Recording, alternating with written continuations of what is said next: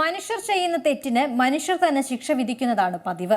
എന്നാൽ ഛത്തീസ്ഗഡിലെ ബസ്തർ എന്ന ഗ്രാമം വ്യത്യസ്തമാണ്. അവിടെ മനുഷ്യർ ദൈവങ്ങൾക്കാണ് ശിക്ഷ നൽകുന്നത്. വർഷത്തിലൊരിക്കൽ മാത്രമാണ് ഇവിടെ കോടതി കൂടുന്നത്. കുറ്റവും ശിക്ഷയും ദൈവങ്ങൾക്കുള്ളതാണ്. ഇവിടെ ജനസംഖ്യയിൽ 70% ഗോത്രവർഗ്ഗക്കാരാണ്. പുരാണങ്ങളിലും നാടോടി കഥകളിലും നിറഞ്ഞു നിൽക്കുന്ന ഇടമാണ് ബസ്തർ മേഖല. ഗോണ്ട്, മരിയ, ഭത്ര, ഹൽബ, ധുർവ എന്നീ ഗോത്രങ്ങളാണ് ഈ നാട്ടിലുള്ളത്. കേട്ടുകേൾവിയില്ലാത്തതും അതിശയിപ്പിക്കുന്നതുമായ നിരവധി പാരമ്പര്യങ്ങൾ ഇവിടെ ആചരിച്ചു പോകുന്നു. ജൻ അദാലത്ത് അഥവാ ജനങ്ങളുടെ കോടതിയാണ് ഏറെ വ്യത്യസ്തപ്പെട്ടിരിക്കുന്നത്. എല്ലാ വർഷവും മൺസൂൺ കാലത്താണ് ഭദോ ജാഗര ഉത്സവം. ആ ഉത്സവകാലത്താണ് കോടതി ചേരുന്നത്. ഭംഗാരം ക്ഷേത്രത്തിൽ 3 ദിവസം നീണ്ടു നിൽക്കുന്ന ഉത്സവത്തിനിടയിലാണ് കോടതി ചേരുക. ക്ഷേത്രത്തിന്റെ ദേവതയായ ഭംഗാരം ദേവിയാണ് വിചാരണയ്ക്ക് നേതൃത്വം നൽകുന്നത്. ദൈവങ്ങൾ കുറ്റാരോപിതരും മൃഗങ്ങളും പക്ഷികളും സാക്ഷികളുമായി എത്തും. കോടതി നടപടികൾ കാണാൻ 200-ലേറെ ഗ്രാമങ്ങളിൽ നിന്നുള്ളവരും ക്ഷേത്രത്തിലേക്ക് എത്തുന്നുണ്ട്.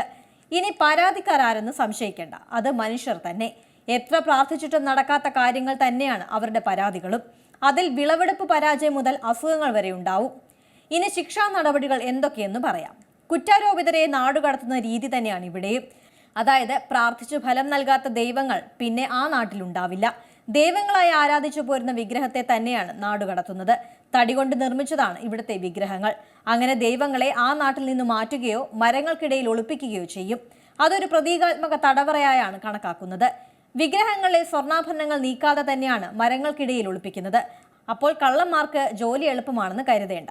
ഈ നാട്ടിൽ ഒന്നും മോഷണം പോകില്ല. പരസ്പര വിശ്വാസമാണ് ഇവിടെയുള്ളവർക്ക്. അതുകൊണ്ട് ഒന്നും മോഷണം പോകില്ല. ഇനി ദൈവങ്ങൾക്ക് നൽകുന്ന ശിക്ഷയ്ക്ക് കാലാവധിയുമുണ്ട്. ചിലത് ജീവപര്യന്തമാവും, മറ്റു ചിലത് പ്രാർത്ഥന നടക്കുന്ന കാലം വരെ. ഗ്രാമത്തിലെ നേതാക്കളാണ് അഭിഭാഷകരായി എത്തുന്നത്. കോടതി നടപടികളിലെ പോലെ അപ്പീൽ നൽകാനുള്ള അനുവാദവുമുണ്ട് ഇവിടെ. ശിക്ഷ വിധിക്കുന്ന ഭംഗാരം ദേവിക്ക് മുമ്പാകെ തന്നെയാണ് അപ്പീൽ നൽകേണ്ടത്. ശിക്ഷ അനുഭവിക്കുന്ന ദൈവം പാപമോചനം നേടുകയും ഭംഗാരം ദേവിയെ ബോധ്യപ്പെടുത്തുകയും ചെയ്താൽ ശിക്ഷയിൽ ഇളവ് ലഭിക്കും. അങ്ങനെ ശിക്ഷാ ഇളവ് ലഭിച്ചാൽ ക്ഷേത്രത്തിലേക്ക് മടങ്ങി വരാം. കോടതിയിലെ നടപടിക്രമങ്ങളെല്ലാം ഇവിടെയുമുണ്ട്. എല്ലാ കേസുകളുടെയും വിശദാംശങ്ങളും മൊഴികളും രേഖപ്പെടുത്തിയ പട്ടിക ഇവർ സൂക്ഷിച്ചു വയ്ക്കും. ഇങ്ങനെ ദൈവങ്ങൾക്ക് ശിക്ഷ നൽകുന്നതിന് പിന്നിലും ഒരു കഥയുണ്ട്. ബസ്തറിലെ ഗോത്രങ്ങളുടെ വിശ്വാസപ്രകാരം ദൈവങ്ങളിൽ പലരും മുമ്പ് മനുഷ്യരായിരുന്നുവെന്നാണ് കരുതുന്നത്. എന്തായാലും ഇത്തരത്തിൽ വ്യത്യസ്തമാണ് ബസ്തർ ഗോത്രങ്ങളുടെ വിശ്വാസങ്ങൾ.